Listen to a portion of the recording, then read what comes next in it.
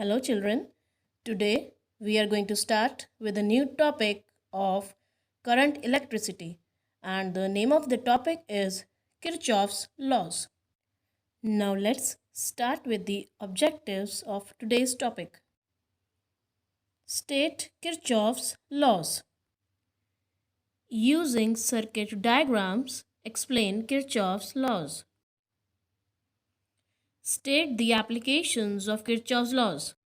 Now let's study them in detail.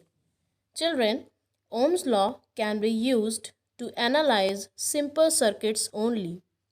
Using the rules of series and parallel combinations of resistors, very often it is not possible to reduce a circuit containing many branches into a single loop.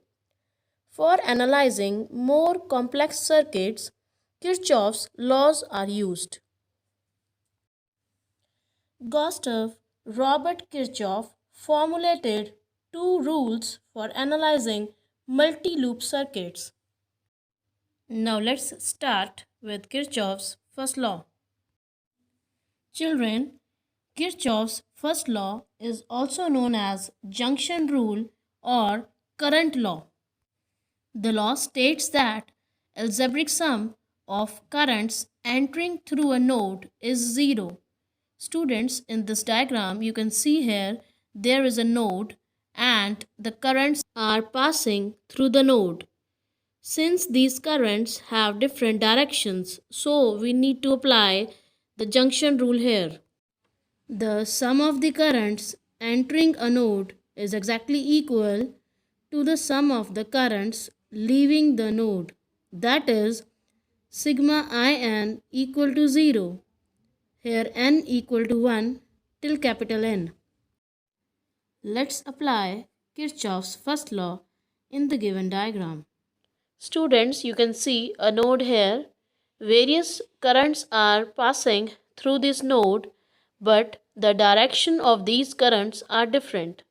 Now, the direction of current which is towards the node is taken as positive, and the direction of current which is opposite to the node is taken as negative. Children, as we can see, I1, I2 and I3 have their directions towards the node, so they are positive, whereas I4 and I5 have their directions opposite to that of the node, so they are taken as negative. The equation becomes I1 plus I2 plus I3 minus I4 and minus I5 equal to 0. In this way, we shall use Kirchhoff's first law for solving the numericals. Now let's start with Kirchhoff's second law. Children, Kirchhoff's second law is also known as voltage law and loop rule. In this law, algebraic sum of all voltages around a closed path is 0. The mathematical relation for Kirchhoff's second law is sigma Vm equal to 0. Let's study Kirchhoff's second law in detail. Children, you can see here we have a diagram in which we have 4 voltages V1, V2, V3 and V4. As we move from positive to negative, the voltage V1 will be positive, and if we move from negative to positive, then the voltage will be taken as negative.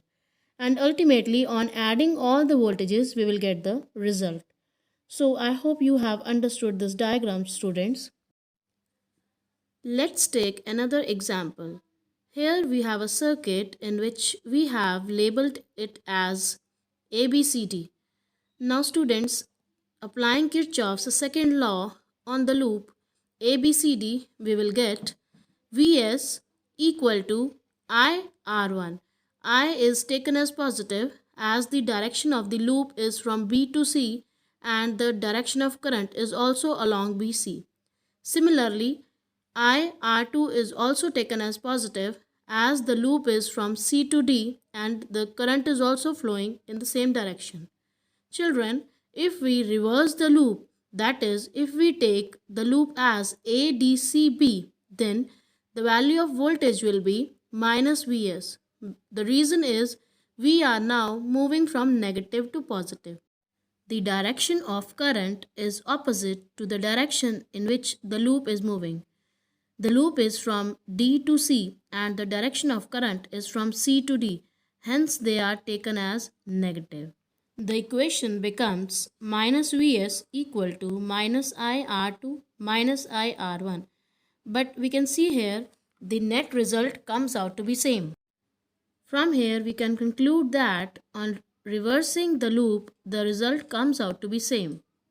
I hope you have understood Kirchhoff's second law. Now let's study some applications of Kirchhoff's laws.